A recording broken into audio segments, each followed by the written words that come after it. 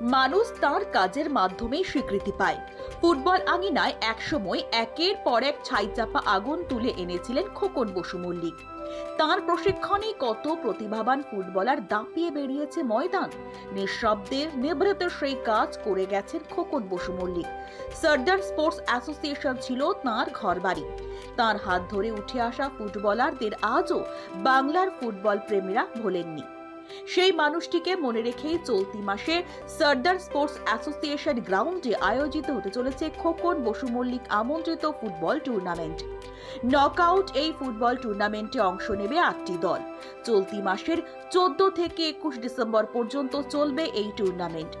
সোমবার এই নিয়ে এক সাংবাদিক সম্মেলনের আয়োজন করা হয়। সাংবাদিক সম্মেলনে উপস্থিত ছিলেন প্রাক্তন ফুটবলার ও কোচ বিশ্বজিৎ ভট্টাচার্য, প্রাক্তন ফুটবলার নিমাই গোস্বামী, প্রাক্তন ফুটবলার শ্যামল ব্যানার্জি সহ অন্যান্য বিশিষ্টরা। অ্যাকচুয়ালি যার নামে টুর্নামেন্ট, ওনার নাম ভালো নাম হচ্ছে খোকন বসু মল্লিক। খুব কম লোক জানে খোকন বসু মল্লিক নামে। ওনার নাম অ্যাকচুয়ালি একটা নাম আছে, সেটা আমরা উচ্চারণ করতে চাই না। খোকনদা বলে পরিচিতি সারা কলকাতা মাঠে, ওয়েস্ট বেঙ্গলে শুধু নয়, ভারতবর্ষেও প্রচুর লোক জানে যে খোকনদা কীরকম ছিলেন। খোকনদা একটা ডিভোটি লোক ছিলেন, সন্ন্যাসী টাইপের। নিজের কোনো পরিবার বলে কিছু ছিল না, আমরাই সব ছিলাম। খোকনদা বিয়ে থা করে যে ঘরটা দেখছেন ওই ঘরটায় থাকতেন। এবং আমাদের এই ক্লাব থেকে খোকনদার হাত থেকে প্রচুর বড় বড় প্লেয়ার প্রডিউস করেছেন। তার মধ্যে আছেন সুনীল ভট্টাচার্য, লালটু ভট্টাচার্য নামে, তারপর আছেন নিমাই গোস্বামী, শান্তি সাহা, জয়দেব সাহা, তারপরে অজিত চক্রবর্তী, এই শ্যামল ব্যানার্জির সঙ্গে এক্ষুনি কথা বললেন, কমটন দত্ত, সত্যজিৎ মিত্র, আমি, অমিত বাগচি, সুমিত বাগচি, বাসুদেব মণ্ডল, অসংখ্য ফার্স্ট ডিভিশন প্লেয়ার আছে। যেমনি তার মধ্যে অমলেন্দু গাঙ্গুলি বলে একজন ছিলেন, বিএনআরে খেলতেন, কিন্তু সেখান থেকে উনি রিপ্রেজেন্ট করেছেন রেল প্রচুর টাইম। উনি এরিয়ান ক্লাবে খেলেছেন, খুব বড় প্লেয়ার ছিলেন। তার বাবার নামে উনি আমাদের ক্লাবের প্রেসিডেন্ট ছিলেন, আমাদের প্রচুর সাহায্য করতেন, প্রচুর গরিব দুঃখী যারা আছে তাদের সাহায্য করতেন।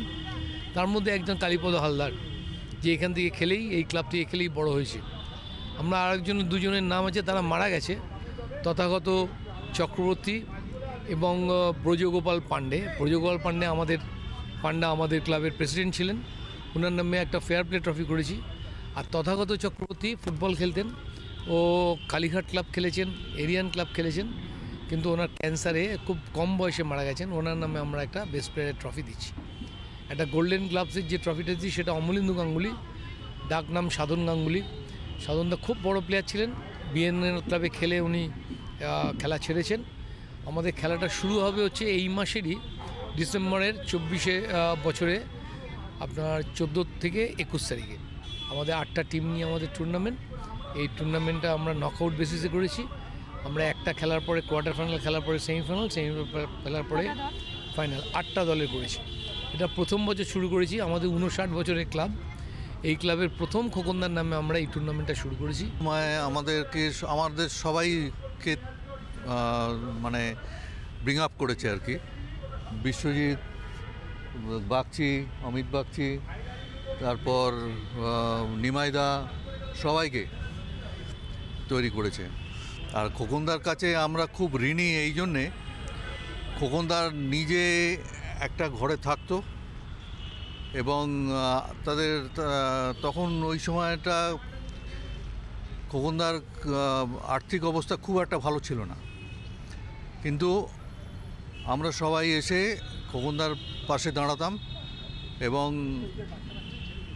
খোকনদা একটা জিনিস বলতো যে মেডিটেশন করো, মানে আমার দিক দিয়ে বলছি, মেডিটেশন করো। আমি ওখানে মেডিটেশন করতাম। মেডিটেশন করে তারপর মানে মনটাকে একটা মানে শক্ত করা আর কি, সেটা আমি করতাম। এই কথাটা মনে থাকবে এই জন্যে, কিন্তু যতদিন বেঁচে থাকবো ততদিন খোকনদার কথা আমি কোনোদিন ভুলব না। বর্তমান প্রজন্ম কি কিছু শিখবে? ডেফিনেটলি বর্তমান প্রজন্মকে তো নিয়ে আসতে হবে। Bureau report, channel 10।